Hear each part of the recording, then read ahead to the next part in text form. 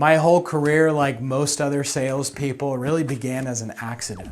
Growing up in Columbia, Missouri, I was an awkward kid, just like most other kids are when they're in 4th, 5th, 6th grade. For me, I had this belief in myself that I was a quitter, that I didn't follow through on things. I was overweight, I wasn't confident in myself.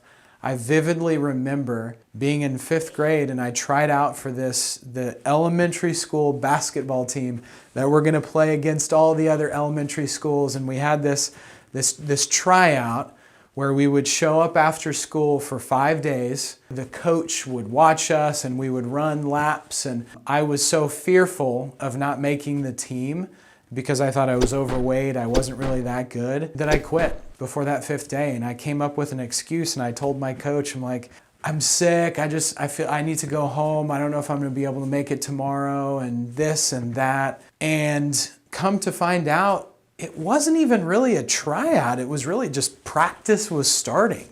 I'd made the team. There wasn't really a tryout for elementary school basketball. They were gonna let Bobby made the team. Freaking Bobby made the team, and I was like a foot taller than Bobby. And so that continued really on through elementary, middle, and into high school. And I played some sports, but I ended up quitting when it actually came time to, being fearful of failure and potentially not making it. And so whenever I found Southwestern, I was a freshman in college. I found this crazy summer internship. My roommate and his girlfriend, they'd already signed up, they were excited for it. And I looked into the idea and I'd initially pushed back. I'm like, man, I got summer school classes, I got 2 majors, I don't know if I'm gonna do this, but I'll come learn about it. And I ended up basically hearing this idea that you're gonna go work on communicating with other people and doing something that's really hard and working on following through and working on not quitting on yourself. And everything pointed to do this. And I ended up doing it that summer. My roommate and his girlfriend, they ended up quitting on the first day. I didn't find out until the end of that first week that they'd left. But at that point, I'd already made up my mind that no matter what, I wasn't gonna stop. I was gonna continue to push forward. I was gonna have that grit, that determination. I didn't give a shit if I sold a single book. I knew I was just gonna push through and fight to the end. And come to find out, I was one of the top first years. I don't know if it was 30 or 18 or whatever, it doesn't matter. And I had a good summer. And initially I was like, I'm gonna take what I learned this summer and put it in my pocket, throw it on my resume, and I'm good to go, and I'm gonna keep going. And then my manager was like, hey, why don't you take some of the principles and ideas that you learned this summer and inject it into first-year students that are gonna go out and do it again.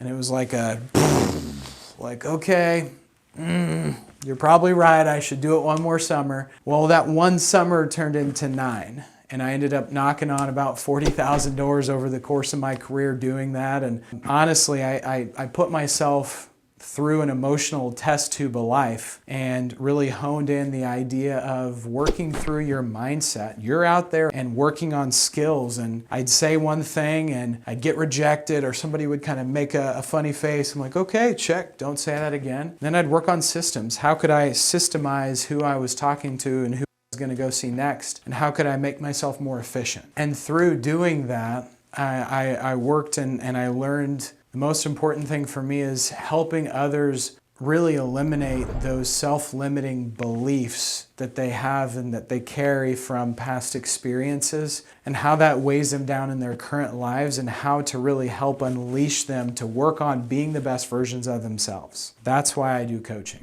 If you want to learn more lessons on eliminating some of your own self-limiting beliefs and work on being the best version of yourself, go ahead and subscribe below. Go ahead and like, and go ahead and leave some comments.